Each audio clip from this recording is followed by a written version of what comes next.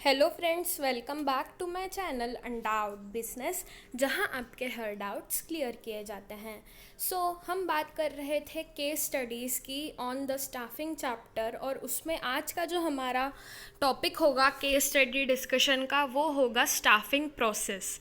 तो अभी मैंने जो पार्ट ए अपलोड किया है that was on the staffing basics, and I hope कि वो केस स्टडीज़ आपको समझ आई हो। तो आज के वीडियो में हम केस स्टडीज़ डिस्कस करेंगे related to the staffing process, and this is the part B of the case studies, and this video is presented to you by Undoubted Business। तो आइए शुरू करते हैं। यहाँ पर हमारा जो फर्स्ट क्वेश्चन है वो कहता है Moga industries limited approached a well-established university in the city of Madurai to recruit qualified personnel for various technical and professional jobs। तो ये जो कंपनी है ये एक यूनिवर्सिटी में, मदुरई सिटी की यूनिवर्सिटी में अप्रोच करती है so that the company can get qualified personnel, है ना। जहाँ पर भी पर्सोनल की बात आ जाए, जहाँ पर भी एम्प्लॉयज़ की बात आ जाए, तो वहाँ पर क्या होगा, कहीं ना कहीं स्टाफिंग इन्वॉल्व होगा। तो यहाँ पर रिक्रूटमेंट के लिए ये यूनिवर्सिटी पर जाता है, ये जो कंपनी है ये जाती है, ठीक है। They selected Tania, Ritu, Garima and Chetan for various vacancies in the organisation. After the selection and placement, देखो दोस्तों यहाँ पे सिलेक्शन हो चुका है इन लोगों का एंड प्लेसमेंट भी हो चुका है। Moga industries limited felt the need to increase the skills and abilities and the development of positive attitude of the employees to perform their specific jobs better. तो यहाँ पर सिलेक्शन और प्लेसमेंट के बाद जो कंपनी है उसको ये लगा कि there is a need to increase, to improve the skills and abilities of the employees, and there is a need to develop a positive attitude towards the organization of the employees, ताकि वो अपने jobs को और अच्छी तरह से perform कर सके। The company also realized that learning new skills would improve the job performance of the employees. Hence, the company decided to take action for the same। यहाँ पर name the step of the staffing process regarding which the company decided to take action। तो यहाँ पे सबसे पहले इन्होंने क्या किया, अगर मैं पूरी स्टाफिंग प्रोसेस की बात करूँ तो इन्होंने क्या कर लिया है, रिक्रूटमेंट हो गया है, सिलेक्शन हो गया है, प्लेसमेंट हो गया है, तो ओरिएंटेशन भी हो ही गया होगा। एंड फिर उसके बाद क्या होता है, पूरी सिलेक्शन प्रोसेस तो कंप्लीट हो गई। अब यहाँ पर ये बोल रहे हैं कि जो एम्प्लॉयज़ हैं उनके स्किल्स को हमें इम्प्रूव करना है ताकि वो अपने जॉब को और अच्छी तरह से परफॉर्म कर सके। अपने एटीट्यूड्स को उन्हें पॉजिटिव करने की ज़रूरत है। तो यहाँ पे कौन सी स्टेप की बात चल रही है दोस्तों, ट्रेनिंग एंड डेवलपमेंट।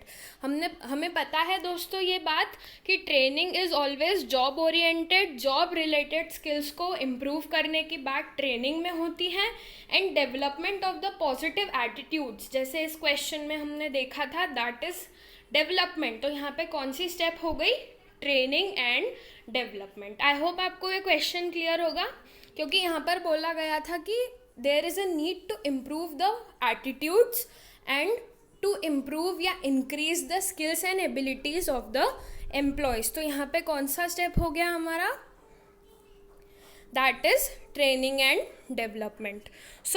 आइए अब बात करते हैं नेक्स्ट क्वेश्चन की। Bhagwati enterprises is a company engaged in the marketing of air conditioners of a famous brand. वैसे ही गर्मी बहुत है और एयर कंडीशनर्स में मस्त आप लोग बैठ जाओ और मस्त एसी लगाओ और पढ़ाई करो, ठीक है। तो भगवती एंटरप्राइजेज एयर कंडीशनर्स बनाती है फेमस ब्रांड का। The company has a functional structure with 4 main functions: purchase, sales, finance and staffing। ये लाइन मुझे बताने की ज़रूरत नहीं है, you know that what is a functional structure, right? As the demand for the product grew, तो यहाँ पे क्या हो गया, एयर कंडीशनर्स की डिमांड बढ़ गई गर्मी के चक्कर में। The company decided to recruit more employees. Identify the concept which will help the HR manager to find out the number and type of personnel available so that he could decide and recruit the required number of persons for each department. यहाँ पर क्या हुआ, product की demand बढ़ गई तो recruitment की ज़रूरत हो गई. तो यहाँ पर हमें ये बताना है ऐसा एक कंसेप्ट जो HR मैनेजर को हेल्प करेगा टू फाइंड आउट कि उन्हें कितने नंबर एंड कितने क्वालिफिकेशंस किस टाइप के एम्प्लॉयज़ चाहिए जिससे कि वो रिक्रूटमेंट कर सके. तो यहाँ पर जो कंसेप्ट है दोस्तों, that is workforce analysis. Workforce analysis से ये पता कर सकते हैं HR मैनेजर कि उन्हें किस टाइप के एंड किस नंबर के एम्प्लॉयज़ चाहिए. That is the step estimating man power requirement. हमने देखा था दोस्तों कि मैन पावर रिक्वायरमेंट को एस्टिमेशन की ज़रूरत होती है and that is the first step of staffing process. तो यहाँ पे बेसिकली जो कंसेप्ट इन्हें यूज़ करना पड़ेगा that is workforce analysis. It means analysing the existing workforce and to check whether they are overburden और अंडरबर्डन. तो यहाँ पर वर्कफोर्स एनालिसिस की क्यों ज़रूरत पड़ेगी, ताकि जो एग्जिस्टिंग स्टाफ है उसको चेक किया जाए कि या वो कहीं बर्डन उनके पास ज़्यादा तो नहीं है या कम तो नहीं है. तो बैलेंस करने के लिए ये वर्कफोर्स एनालिसिस की ज़रूरत पड़ेगी एंड फिर उसके बाद वो बता कर पाएंगे कि उन्हें कितने नंबर ऑफ़ एम्प्लॉयज़ और टाइप ऑफ एम्प्लॉयज़ की ज़रूरत पड़ेगी. दैट इज़ वर्कफोर्स एनालिसिस, जिसमें हम एग्जिस्टिंग एम्प्लॉयज़ में एनालिसिस करते हैं. सो आई होप आपको ये भी क्वेश्चन क्लियर है. That is the staffing process we are discussing here. तो चलिए थर्ड क्वेश्चन की बात करते हैं. Resolutions Private Limited is a publishing company. Its book on business studies for class 12th is in great demand. As results, employees in the marketing department are always racing against time. बहुत ही ज़्यादा काम करते जा रहे हैं क्योंकि ये जो business studies की बुक है ये बहुत ही डिमांड में है. तो मार्केटिंग डिपार्टमेंट के एम्प्लॉयज़ बहुत ज़्यादा काम कर रहे हैं. ठीक है. The employees have to work overtime and on holidays to cater the demand. तो डिमांड को पूरा फुलफ़िल करने के लिए इनको हॉलीडेज़ वाले दिन भी काम करना पड़ रहा है और ओवर टाइम भी काम करना पड़ रहा है. Managers in the marketing department are under stress as they have to handle more than 2 territories. तो इनको 2 टेरिटरीज़ हैंडल करनी पड़ती है, इसीलिए मैनेजर्स को काफ़ी स्ट्रेस है.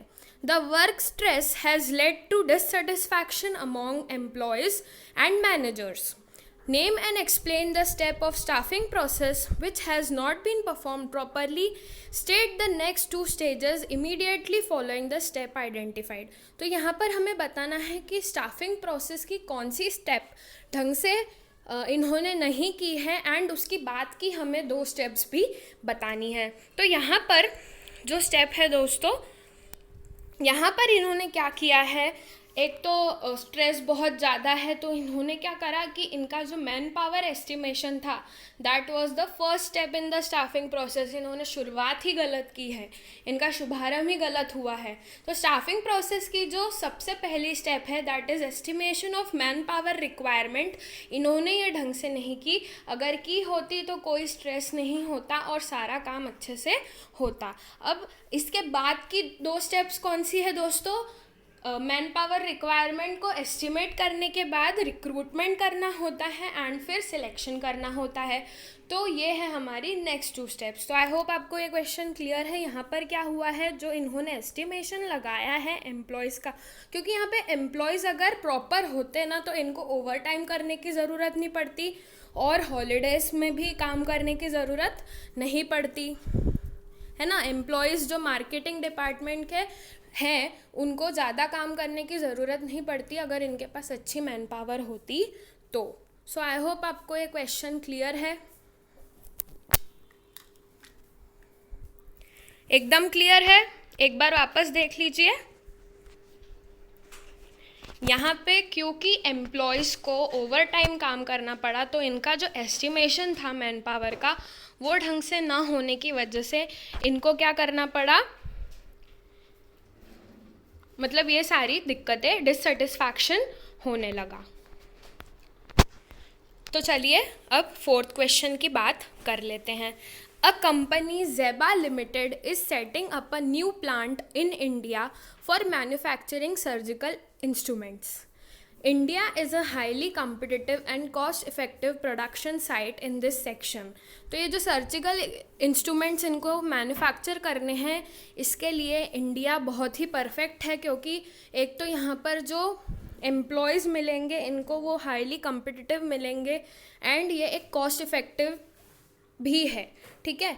It requires about 100 persons for various jobs. तो इनको 100 पर्सन की रिक्वायरमेंट है। HR department, it is not HE department, it is HR department, has advertised the vacancies in the newspaper. तो यहाँ पे इन्होंने न्यूज़पेपर में वैकेंसी के बारे में दिया है advertisement, and on television also to have wider choice. तो टेलीविज़न एंड एडवर्टीजमेंट्स, ये दो वेज से इन्होंने रिक्रूटमेंट किया है। A deluge of applications are receive, बहुत सारी एप्लीकेशन रिसीव हुई हैं इनको all over the nation. HR manager has to choose the best, competent and most suitable person to fill up the vacancies. Identify and explain the step of staffing process which the HR manager has to undertake to choose the best of applicants, and state briefly the step followed by the HR manager in this process। तो यहाँ पे देखो, यहाँ पे इन्होंने estimation लगा लिया है कि 100 पर्सन की रिक्वायरमेंट है। इन्होंने रिक्रूटमेंट कर लिया है through various sources, advertisement and television, ये हम पढ़ चुके हैं, ठीक है। एप्लीकेशंस आई है, इन्होंने क्या किया है, उन्होंने सिलेक्शन भी कंडक्ट कर लिया है ताकि वो अपने वैकेंसीज़ को फिलअप कर सके। तो यहाँ पर जो स्टेप्स हो चुकी हैं, the HR manager has perform recruitment to choose best applicants. तो यहाँ पर इन्होंने रिक्रूटमेंट कर लिया है, और अभी तक इन्होंने एस्टिमेटिंग मैन पावर रिक्वायरमेंट कर लिया है, रिक्रूटमेंट कर लिया है। तो ये है इसका आंसर। अब ये सिलेक्शन की तरफ जाएंगे, जब इनको एक सुटेबल कैंडिडेट वैकेंसी के लिए चुनना है तब वो सिलेक्शन के लिए जाएंगे। तो अभी तक इन्होंने कौन सी जो स्टेप्स है वो फुलफ़िल कर ली है, कंप्लीट कर ली है, रिक्रूटमेंट कर लिया है, एस्टिमेशन कर लिया है मैन पावर रिक्वायरमेंट्स का, एंड रिक्रूटमेंट भी कर लिया है। सो आई होप आपको ये 3 क्वेश्चंस क्लियर हैं। इस क्वेश्चन को आप एक बार वापस देख लीजिए। 100 पर्सन्स का एस्टिमेशन लगाया है एंड रिक्रूटमेंट भी कर लिया है। अब उनको सुटेबल कैंडिडेट को चूज़ करने का प्रोसेस करना है, जिसे हम कहते हैं सिलेक्शन, ठीक है। तो पहले जो क्वेश्चन है उसका आंसर आ जाएगा रिक्रूटमेंट, अभी तक कर लिया है इन्होंने, एंड उसके बाद इनको अभी सिलेक्शन करना बाकी है। अभी तक इन्होंने क्या कर लिया है, मैन पावर रिक्वायरमेंट एस्टिमेट कर ली है एंड रिक्रूटमेंट कर लिया है। तो ये क्वेश्चन क्लियर है, बिजनेस स्टडीज़ वाला क्वेश्चन क्लियर है, और ये जो हमारा AC वाला क्वेश्चन था वो भी क्लियर है।